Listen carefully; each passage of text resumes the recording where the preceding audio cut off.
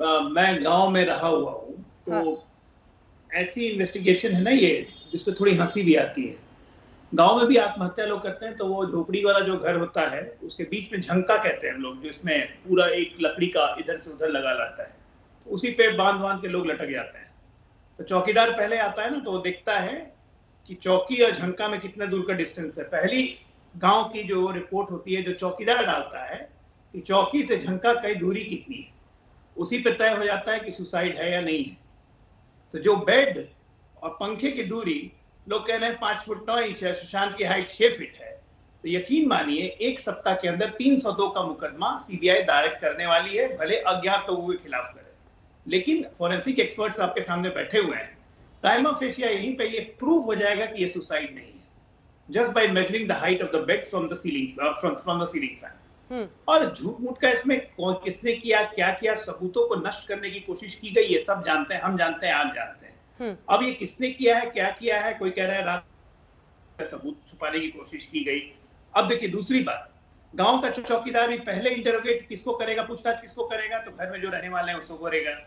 Mumbai police ने नहीं किया। आज सीबीआई ने पहली पूछताछ किससे की, उनके कुक से की, उनके सीए, उनके दोस्त से की। कुनिका जी और उनको तो दिखाइए, कुनिका हाथ उठा रही है। इन लोगों को क्यों छोड़ा गया, ये सब मूल क्वेश्चन है। मुंबई पुलिस ने 60 दिन से इन लोगों को क्यों आराम से छोड़ा गया था कि जाके हैदराबाद घूम के आओ, भारत भ्रमण करके आओ। तो ये तो साफ साफ अब जाहिर हो चुका है ना, किस बचाने की कोशिश है, इट्स नॉट क्लियर।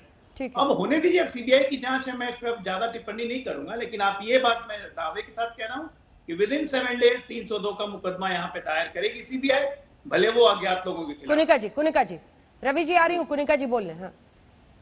मैं कहना चाहती हूँ कि जो अभी आलोक जी ने कहा, हम यहाँ पे ये डिस्प्यूट ही नहीं कर रहे कि डाउट क्रिएटेड है, there is a created doubt whether it's a murder और सुसाइड। ओके, हम यहाँ पे ये डिस्प्यूट नहीं कर रहे कि 66 डेज लगे पुलिस को इंक्वेस्ट के इन्वेस्टिगेशन करने के लिए और कोई एफआईआर नहीं फाइल किया। वी आर सेइंग, हम कह रहे हैं कि भाई ये जो है बहुत ढिलाई से बरती गई है पूरे मामले को। एंड जो आप, मैं विकास सिंह जी की 2 बातों पे कुछ कहना चाहती हूँ। उन्होंने, विकास सिंह जी ने कहा कि जूस पिया तो विसेरा सैंपल में जूस, आपके पास फॉरेंसिक एक्सपर्ट है, उनसे भी आप राय लीजिएगा। Juice takes not less than 1 hour और half an hour to digest in the body. अगर जूस नहीं मिला होगा तो आप ये तय नहीं कर सकते कि सचमुच वो सुबह उठे थे और जूस पिया कि नहीं, बिकॉज वो विसेरा सैंपल में आधे घंटे का, और ये डेथ 2-2.5 बजे की बात की है जब रिपोर्ट हुई है।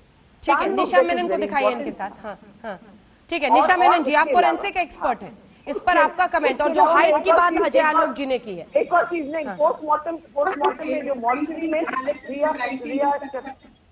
तो ये सारे क्राइम सीन एनालिसिस में और रिकंस्ट्रक्शन में बहुत डिफरेंस है। एनालिसिस इमीडिएटली होता है with in the span of a day और 2, लेकिन क्राइम सीन रिकंस्ट्रक्शन अभी बहुत सारी चीजें क्लियर है, फिजिकल एविडेंसेस है हमारे सामने, जो स्टेटमेंट्स हैं, इंट्रोगेशंस जो हुए हैं वो है, सारी चीजों को कोरिलेट करके एक पिक्चर बनाएंगे वो क्राइम सीन रिकंस्ट्रक्शन से, राइट फ्रॉम द बिगिनिंग।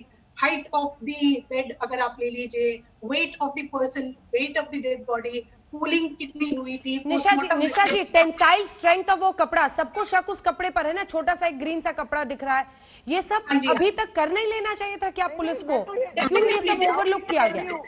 से बहुत ज्यादा टाइम हो गया है। ये सारी चीजें हैं कि delay in analysis of forensic evidence is a delay in investigation and delay for a conclusion, ये मान के हम लोग चलते हैं। टेंसाइल स्ट्रेंथ अगर 1 महीने पहले डिडक्ट कर देना चाहिए, इसमें बहुत ज्यादा टाइम नहीं लगता। Looking into the gravity of the case, ये बहुत पहले हो चुका होना चाहिए। इवन जो बाथरोब जो मिला है, इवन उसका भी टेंसाइल स्ट्रेंथ साइमल्टेनियसली चेक हो जाना चाहिए कि इफ इट ऑल, अगर उसका टेंसाइल स्ट्रेंथ वीक था कि बॉडी वेट नहीं ले, सारी चीजें इमीडिएटली चेक होनी है। और सबसे बड़ी चीज जो हाइट का हम बोल रहे हैं, ये पार्शियल हैंगिंग की तरफ भी बहुत सारी स्पेक्यूलेशंस जा रही है कि पार्शियल हैंगिंग है, इंक्लाइंड वे में एग्जैक्टली वर्टिकल बॉडी नहीं है। But since we don't have any photographs, कोई फोटोग्राफ्स नहीं है, तो ये भी नहीं प्रूव कर सकते एग्जैक्टली इंक्लाइंड पोजीशन में है, पार्शियल हैंगिंग है या कंप्लीट हैंगिंग है। बहुत सारी चीजें जो है ये क्राइम सीन रिक्रिएशन, रिकंस्ट्रक्शन में हमें एविडेंट हो जाएगी।